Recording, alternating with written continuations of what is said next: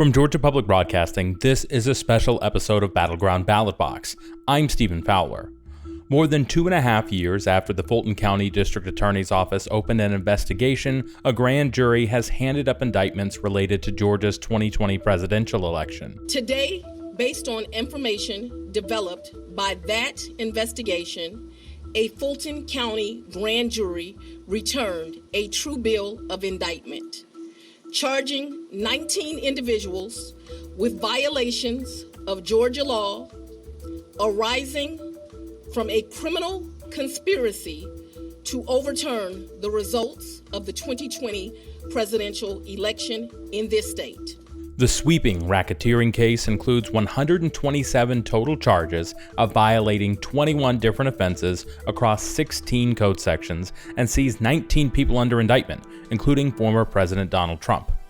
On this episode, we dig deeper into the Georgia election interference indictments. Every individual charged in the indictment is charged with one count of violating Georgia's Racketeer, Influenced, and Corrupt Organizations Act through participation in a criminal enterprise in Fulton County, Georgia, and elsewhere to accomplish the illegal goal of allowing Donald J. Trump to seize the presidential term of office beginning on January 20th, 21.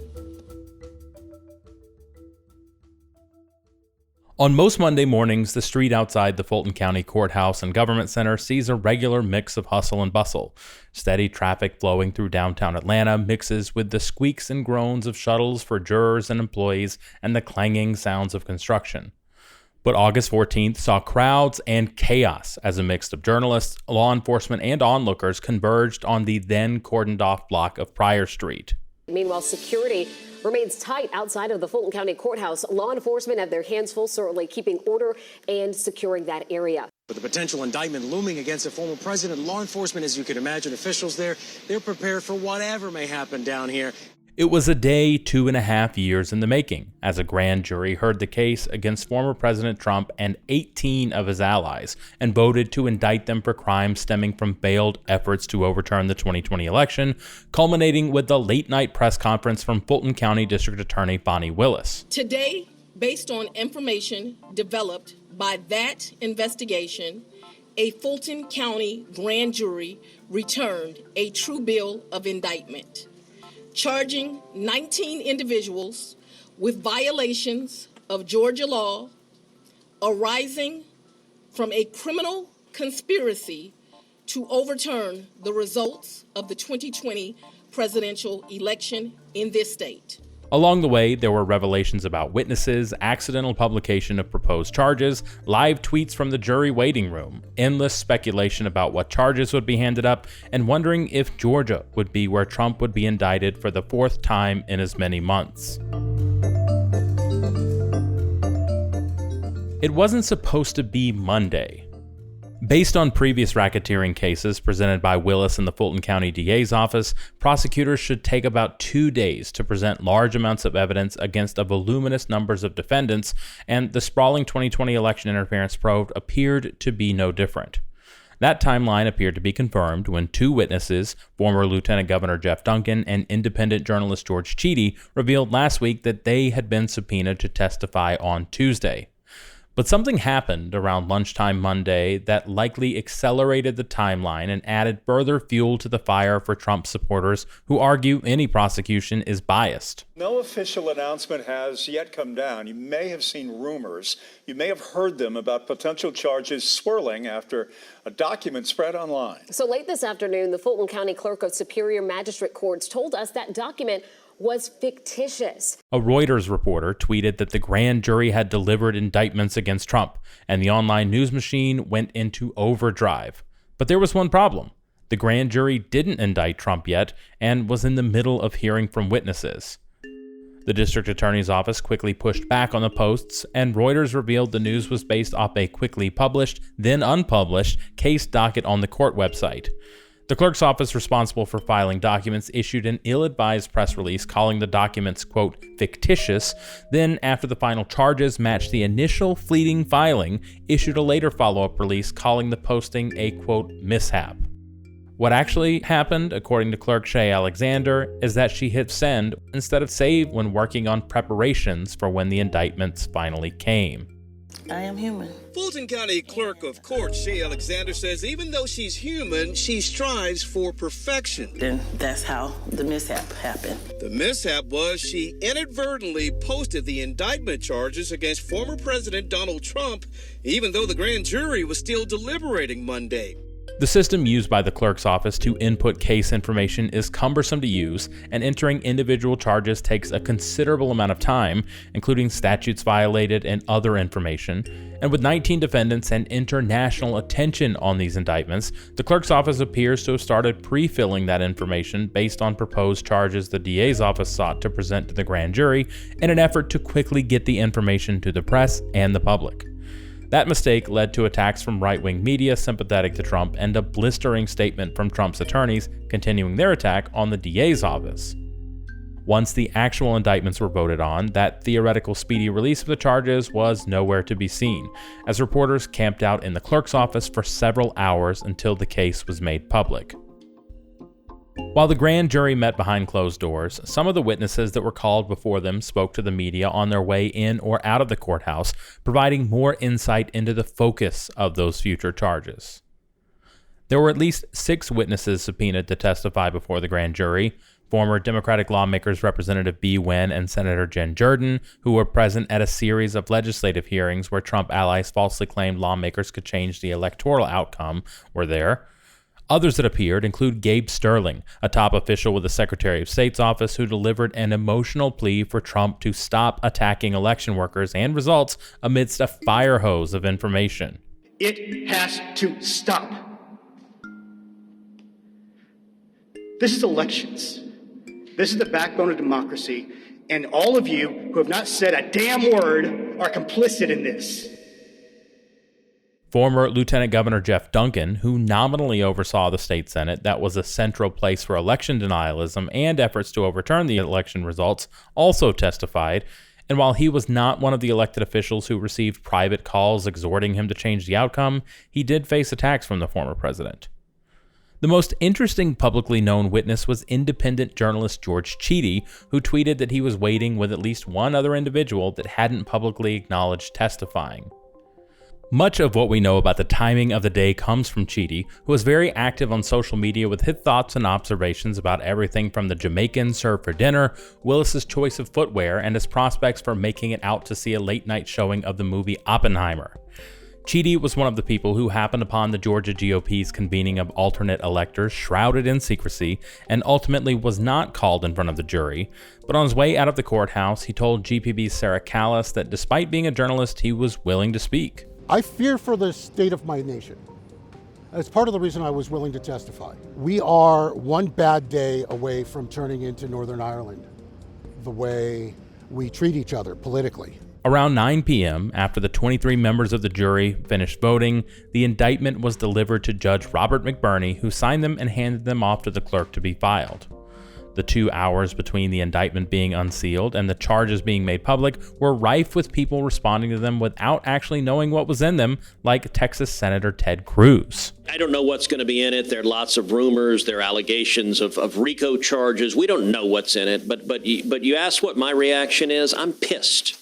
I'm pissed at these over and over and over again. If there are indictments tonight, it'll be the 4th indictment of Donald Trump. This is disgraceful. Our country is over 200 years old. We have never once indicted a former president or a candidate and a leading candidate for president. And this is Joe Biden and this is the Democrats weaponizing the justice system because they're afraid of the voters. This is disgraceful. It is wrong. And it is an abuse of power by angry Democrats who have decided the rule of law doesn't matter to them anymore. And all the national media that descended upon the courthouse, needing to fill time on the air, chased every little morsel of information to try and advance the story, like falsely claiming the grand jury issued 10 indictments in the Trump case when it was just 1. Just before 11 p.m., officials started ushering reporters into a press conference where DA Fani Willis would speak, and shortly after, charges started to populate on the court website.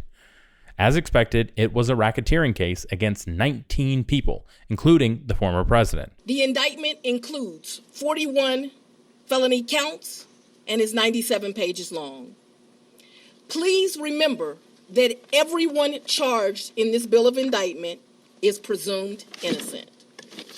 Specifically, the indictment brings felony charges against Donald John Trump, Rudolph William Louis Giuliani, John Charles Eastman, Mark Randall Meadows, John Cheeseborough, Jeffrey Clark, Jenna Lynn Ellis, Ray Stallings Smith III, Robert David Cheeley, Michael A. Roman, David James Schaefer, Sean Micah Tresher Steele, Stephen Cliffgard Lee, Harrison William Prescott Floyd, Travion C. Cootie, Sydney Catherine Powell, Kathleen Austin Latham, Scott Graham Hall, and Misty Hampton, also known as Emily Misty Hayes. Coming up after the break, we continue our examination of the Georgia election interference charges and actions that weren't illegal by themselves, but will be used by prosecutors to argue the incidents that were illegal weren't isolated one-offs. We'll be right back.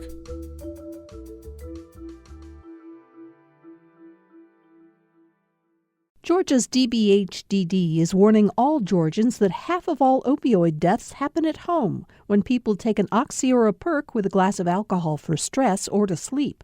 Learn more about protecting families from opioid overdoses at opioidresponse.info. This is Battleground Ballot Box. I'm Stephen Fowler, and we're breaking down the massive racketeering charges filed against former President Trump and his allies. Before the break, we talked about the lead up to the big reveal of a 41-count racketeering indictment against Donald Trump and 18 others. Fulton County District Attorney Fani Willis held a press conference walking through the racketeering charges, arguing nearly 50 total conspirators, unindicted and not, participated in a criminal enterprise to accomplish the illegal goal of allowing Donald J. Trump to seize the presidential term of office beginning on January 20th, 21. Specifically, the participants in association took various actions in Georgia and elsewhere to block the counting of the votes of the presidential electors who were certified as the winners of Georgia's 2020 general election. All 19 defendants were charged with violating the state's RICO law, and the 98-page indictment spelled out 161 acts that were both predicate acts of law violations that led to a RICO charge and other actions that, while not illegal, point to the scope and scale of the efforts to illegally overturn the election.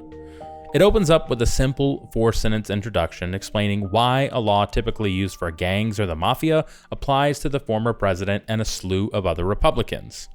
Quote, Defendant Donald John Trump lost the United States presidential election held on November 3, 2020. One of the states he lost was Georgia. Trump and the other defendants charged in this indictment refused to accept that Trump lost, and they knowingly and willfully joined a conspiracy to unlawfully change the outcome of the election in favor of Trump. That conspiracy contained common plan and purpose to commit 2 or more acts of racketeering activity in Fulton County, Georgia, elsewhere in the state of Georgia, and in other states. As you examine the indictment, you will see acts that are identified as overt acts and those that are identified as predicate acts, sometimes called acts of racketeering activity. Overt acts are not necessarily crimes under Georgia law in isolation, but are alleged to be acts taken in furtherance of the conspiracy. 13 different Donald Trump tweets are included as overt acts in furtherance of the conspiracy, as are actions like former Georgia GOP Chairman David Shafer reserving a room at the Capitol for the false elector meeting. Many of the overt acts mentioned are developments we reported earlier on in the podcast, like Trump's call to Georgia election investigator Frances Watson asking her to find fraud in an audit of absentee ballot envelopes in Cobb County. But whatever you can do, Frances, it would be, it's a great thing. It's an important thing for the country. So important. You have no idea, so important. We also learned that Trump's chief of staff, Mark Meadows, texted Watson to ask if the campaign could send money to have signature verification done sooner. The list of acts falls into 8 buckets that show the manner and methods of the enterprise. False statements to and solicitation of state legislatures, which includes efforts by Trump allies Rudy Giuliani and others to overturn results in states beyond Georgia. False statements to and solicitation of high-ranking state officials, which includes calls to Georgia Governor Brian Kemp and other elected officials in Arizona, Michigan, and Pennsylvania. The creation and distribution of false electoral college documents in Georgia and other states, harassment and intimidation of Fulton County election worker Ruby Freeman, solicitation of high-ranking United States Department of Justice officials for a plan to tell Georgia lawmakers the DOJ had concerns about Georgia's election, solicitation of the Vice President of the United States to reject Georgia's presidential electors, unlawful breach of election equipment in Georgia and elsewhere, and obstructive acts in furtherance of the conspiracy and cover-up. In all, about a quarter of the acts mentioned in the indictment contained alleged illegal activity that led to racketeering charges, including a core set of false statements about Georgia's election results that are found in multiple counts against multiple people. Take the December 3rd State Senate Judiciary Subcommittee hearing, where 3 now indicted individuals, including Rudy Giuliani, constitutional scholar John Eastman, and Georgia lawyer Ray Smith, spoke about alleged improprieties with the election. While Smith said things like, "It is impossible to certify the results of the 2020 presidential election."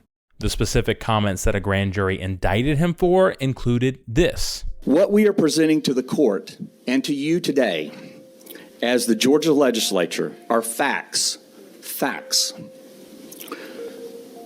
2,506 felons voted illegally in Georgia.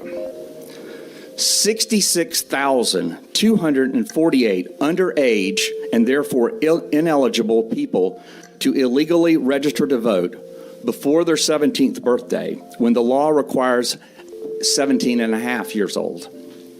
At least 2,423 individuals to vote who were not listed as registered. 1,043 individuals to cast ballots who had illegally registered to vote using a post office box. 4,926 individuals voted in Georgia who had registered to vote after their Georgia voter registration date, thereby canceling their Georgia voter registration. 10,315 or more individuals to vote who are deceased by the time of the election. Those were not facts. And in fact, the Secretary of State's office had earlier that day explained that their investigation had found no widespread fraud or potential illegal votes. Here's Ryan Germany, the then General Counsel for the Secretary of State's office. What we are seeing so far is what I would kind of call the normal amount of, I don't think fraud's the right word. I like to think about it more of kind of legal votes or illegal votes. Sure. We have about 300 instances of alleged double voting, people that voted absentee and on election day. So we're looking at that. That's significantly down from what happened in the primary based on some protections we put in place. We have about 70 instances of potential felon voting. So that's what we're looking at. But no, we have not seen anything that would suggest widespread fraud or widespread problems with the voting system. Smith, who also served as counsel for Trump's lawsuits in Georgia, faces 12 total counts under the indictment, including 3 counts of solicitation of violation of oath by a public officer, false statements, and a slew of conspiracy charges for his role in the falsehood-filled hearings and alternate elector slate. Much of the evidence against him and others comes from actions taken in the open in recorded conversations. For example, another one of Smith's charges of false statements in writing, as well as solicitation of violation of oath by public officer, came weeks later in a December 30th hearing where he misrepresented what the Secretary of State's office said about the election. But yet last week, in this very Capitol building, there was testimony from the Secretary of State through its counsel, Ryan Germany, that they sent letters to 8,000 Georgians, or excuse me, 8,000 voters, not Georgians, 8,000 people who voted illegally on November 3rd and told them not to vote on Tuesday. That's right, 8,000 people told them not to vote for U.S. Senate in the U.S. Senate race. That's almost 3/4 of the margin of victory of November 3rd. But what Germany actually said the week before in response to a question was this. There was a story made public this week that the Secretary's office has sent out 8,000 or so notifications for people who are potentially out of state and not qualified to vote in the January 5th. How did we arrive at that number? What we did to arrive at that number is looked at people who have filed an out-of-state COA and have also requested an absentee ballot. And what we sent them was, a letter that I'm happy to share with the committee that says, as a reminder, you have to be an eligible Georgia resident to vote. You might be, they very well might be, but they might not be. And so that was why we picked that. Trump faces 13 counts for everything from filing false documents in a December 31st, 2020 lawsuit filled with false claims about Georgia's election that were both already debunked and that Attorney John Eastman acknowledged ahead of time were false, to a solicitation of violation of oath by public officer for his call with Raffensperger. The grand jury hones in on 13 statements Trump made in that call as violations of the false statements in writing statute, including previously mentioned claims about dead voters and illegal votes, false claims about results in other states, and that everyone's going to look very good if the truth comes out. It's okay. It take a little while, but let the truth come out. And the real truth is I won by 400,000 votes, at least. That's the real truth. As for the most notable part of the call, so, look, all I want to do is this. I just want to find 11,780 votes, which is one more than we have, because we won the state. While not specifically mentioned in the indictment, Trump and Meadows are also charged with solicitation of violation of oath by public officer for that call, and the former president is also facing a charge for a call with the late House Speaker David Ralston, where Trump asked him unsuccessfully to call a special legislative session to overturn the results. Aside from the false claims made in legislative hearings, where Giuliani, Eastman, Smith, and Jenna Ellis face charges, the scheme to pass off a false slate of Republican presidential electors to Congress encompasses the next chunk of charges. Only 3 of the 16 fake electors face criminal counts. Former Georgia Republican Party Chairman David Schaefer, current State Senator Sean Still, and former Coffee County GOP Chairwoman Kathy Latham. The trio are charged with impersonating a public officer, forgery, false statements and writings, and criminal attempt to commit filing false documents for their roles in signing documents claiming to be official electors. Schaefer and Still also were indicted on counts of forgery and false statements of writing for submitting documents purporting to have replaced 4 electors who declined to participate in the sham ceremony. Under Georgia law, any vacancy filled must go to the governor, who is then supposed to notify them of being a presidential elector, and because this wasn't a sanctioned meeting with sanctioned electors, the document asking the governor to select new electors was fraudulent too. Also caught up in the fake elector plan are Trump, Giuliani, Eastman, Smith, lawyers Kenneth Chesebro, and Bob Cheeley, along with Trump campaign official Michael Roman. Chesebro notably drafted a memo outlining the plans to have alternate slates of electors pushed through the Electoral College vote.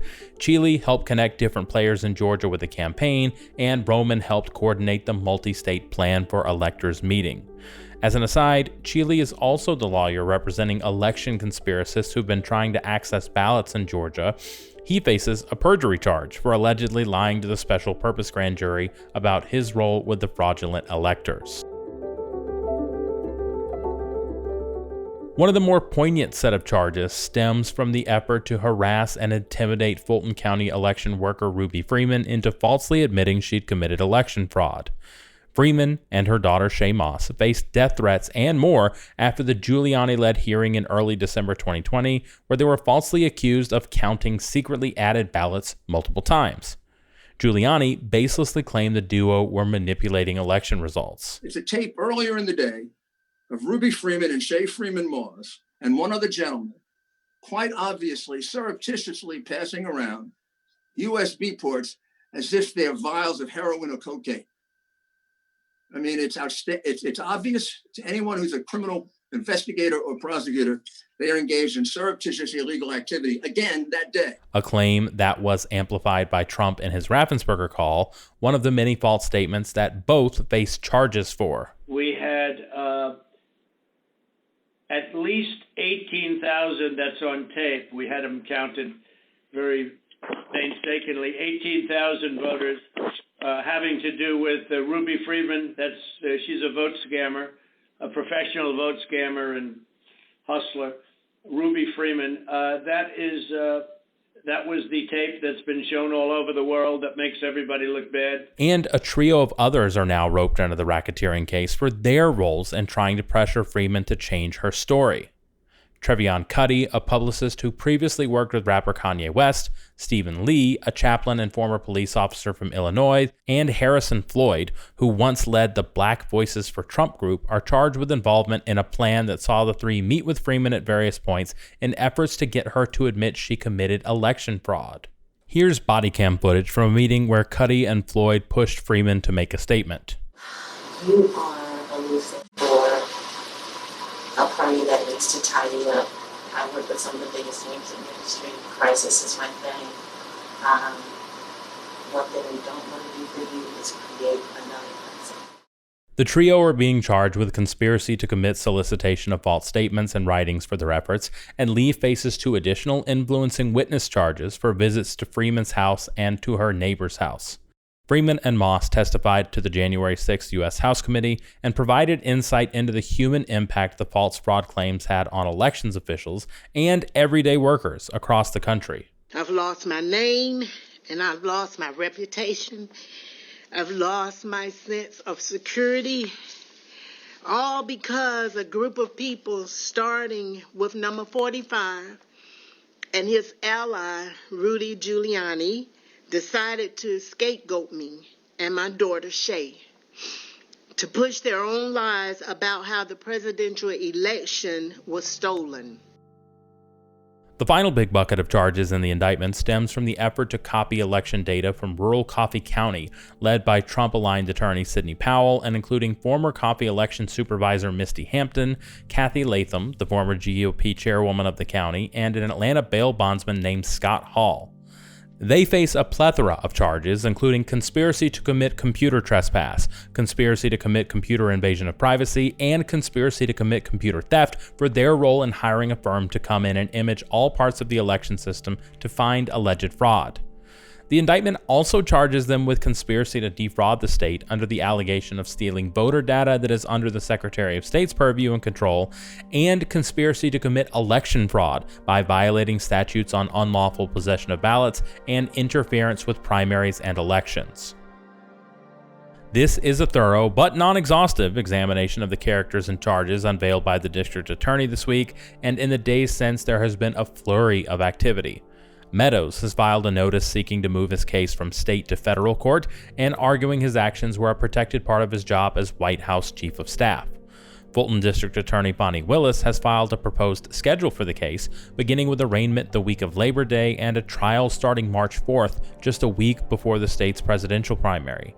And Trump himself promised a press conference Monday where he would unveil a, quote, large, complex, detailed, but irrefutable report on fraud in Georgia, which would likely include many of the false claims and actions he was indicted for earlier this week.